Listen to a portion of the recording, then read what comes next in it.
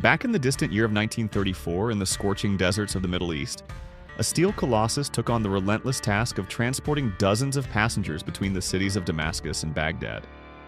Without even a fixed route to follow, let alone any paved roads, this incredible bus routinely accomplished something that, even for today's powerful modern trucks, remains a tough challenge to beat.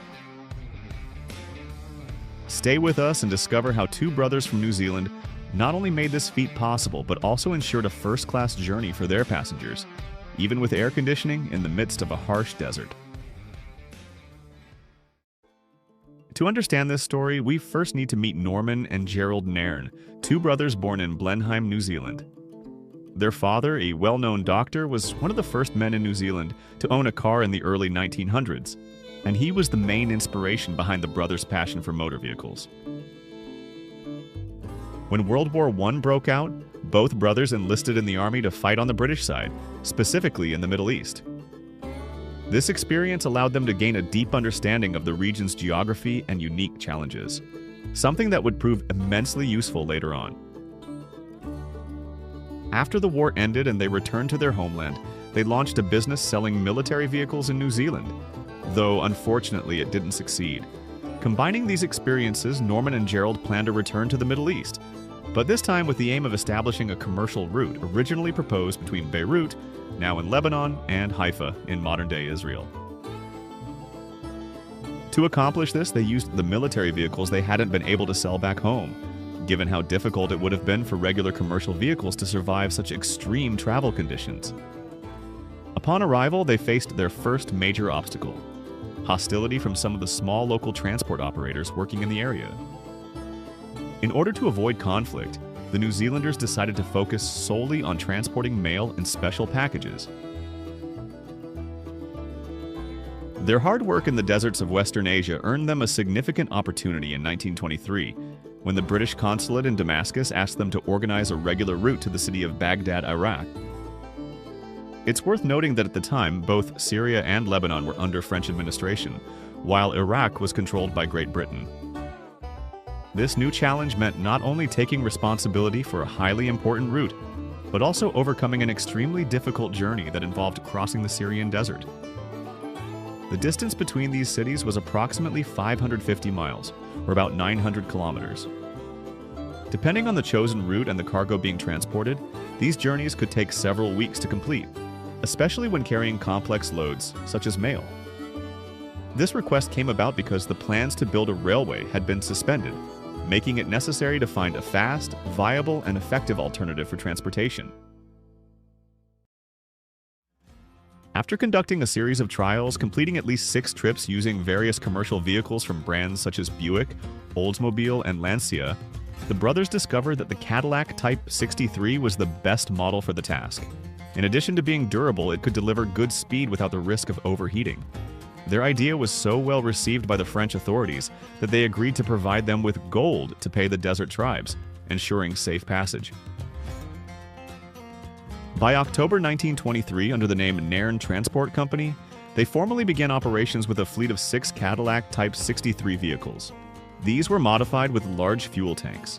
Although there was also space for provisions, their speed, up to 68 miles per hour in the desert, allowed them to cut the travel time down to just 24 hours. By 1925, 5 more units had been added to the fleet, but it quickly became clear that larger vehicles were needed. The Nairn brothers decided to commission specially adapted buses from the American companies Six Wheel Company and ACF. These buses featured dual rear wheels and were powered by a 110 horsepower Continental engine. Despite weighing 7 tons and having the capacity to carry up to 14 passengers and 250 kilograms of luggage, their maximum speed reached was 55 miles per hour. 9 years later, the brothers decided to raise the stakes, impressing the public with a new bus designed to navigate the desert, aiming to offer it as an exclusive transportation service. This is how what was, at the time, the longest bus in the world was born. With an impressive total length of 25 meters, the vehicle consisted of a main truck manufactured by Marmon Harrington, featuring dual rear axles and powered by a diesel engine, producing nearly 200 horsepower. At the rear, a passenger cabin was added to accommodate up to 32 people, Divided into first and second class, and equipped with an array of comforts, including a luggage capacity of up to 3.2 tons. Onboard meals and drinks were also offered, thanks to a small kitchen fitted with a stove and both hot and cold running water. Thus, what had originally begun as a logistical route for transporting mail and special cargo evolved into an exclusive journey covering approximately 1,150 kilometers or 715 miles, passing through some of the most important cities in the Middle East.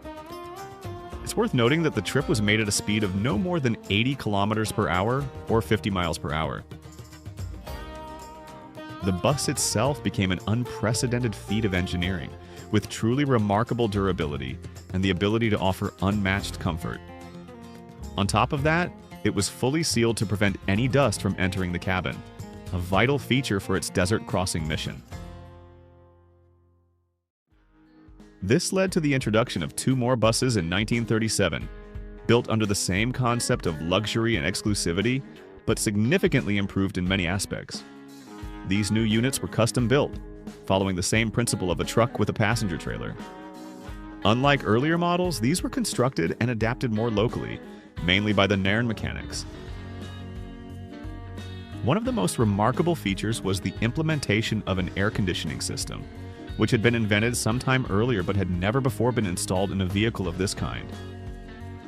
Although these new models were more compact, reducing the interior capacity to just 18 passengers, this change was made in favor of greater comfort and efficiency. Another highlight was the integration of a 150 horsepower Cummins engine, which helped reduce the travel time from 24 to just 18 hours. These truck-based buses were regularly serviced by Nairn's team of mechanics, which consisted of 85 employees at their official workshop headquarters in Damascus. While they remained in operation, some of these buses managed to cover over 3 million kilometers, proving a level of durability and resistance that was truly unmatched.